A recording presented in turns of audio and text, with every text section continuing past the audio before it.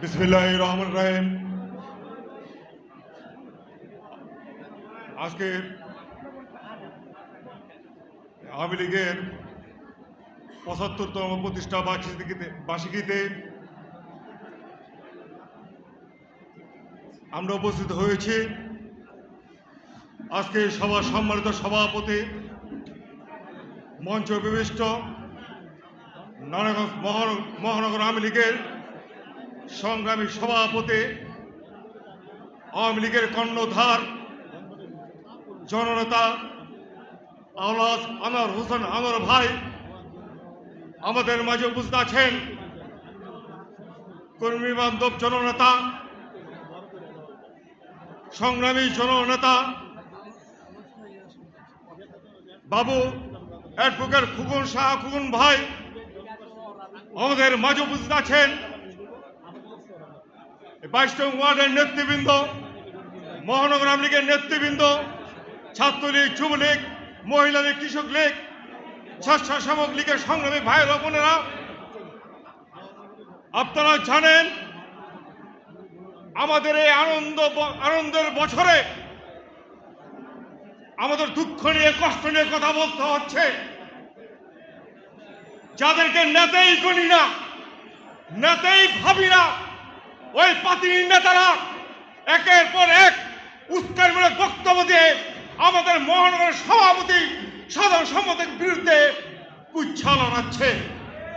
সংগ্রামী বন্ধুরা আমার, ছাড় দিতাছি বলে ছাড় দিব না, কিন্তু পরিষ্কার করে বলে দিতে চাই, যে ওয়ার্ডের বাসিন্দা তুমি, আমি সে ওয়ার্ডের সভাপতি, কোর্ট থেকে বেরোতে দিব না। পরিষ্কার করে বলতে চাই, কোর্ট থেকে বেরোতে দেব না। সাথে দুইটা কর্মী নাই, আজ আবুল তাবুল বক্তব্য দিয়ে আলোচনা আসতে যাচ্ছে। আরে তুই কি বলে আলোচনা আসার মতো নেতা? তোকে বানাইছে কে? আওলাদ আনোয়ার হোসেন। আমি যোগ্য ছিলাম মহানগর আওয়ামী লীগের সাংগঠনিক সম্পাদক হওয়ার মতো, আমাকে বাদ দিয়ে আনোয়ার ভাই তাকে সাংগঠনিক সম্পাদক বানিয়েছিল। এটা আনোয়ার ভাইয়ের দোষ হয়ে গেছে, এটা আমাদের বাবু খুকন শাহর দোষ হয়ে গেছে। সংগ্রামী ভাইয়েরা, এই নেতার বিরুদ্ধে যত বলবেন উনি নেতা হয়ে যাবেন। উনাকে আমি নেতা হিসেবে কাউন্টই করি না। উনাকে উস্কানি দিচ্ছে কে? উস্কানি দিচ্ছে যিনি ঠ্যাং ভেঙে ফেলবে, এক নেত্রী। 16 ওয়ার্ডে আমার বিরুদ্ধে বক্তব্য দিয়ে বলেছিল মেয়র আইবি। উনি বলেছিল, উনি ওনার মামার পক্ষে গিয়েছিল।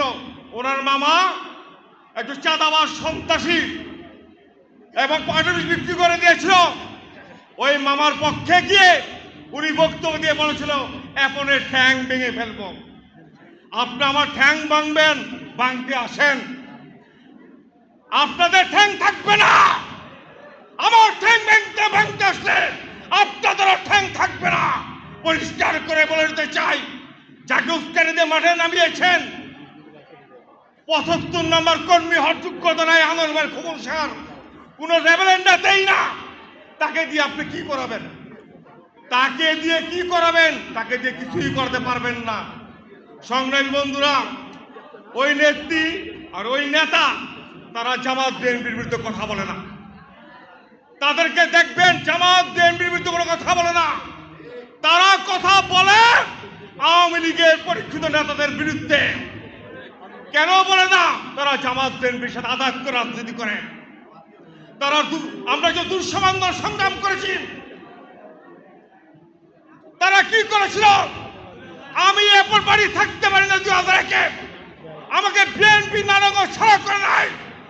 আমাকে আওয়ামী লীগের কতিপয় নেতা নেত্রীরা নারায়ণগঞ্জ থেকে আমাকে বাড়ি ছাড়া করেছিল।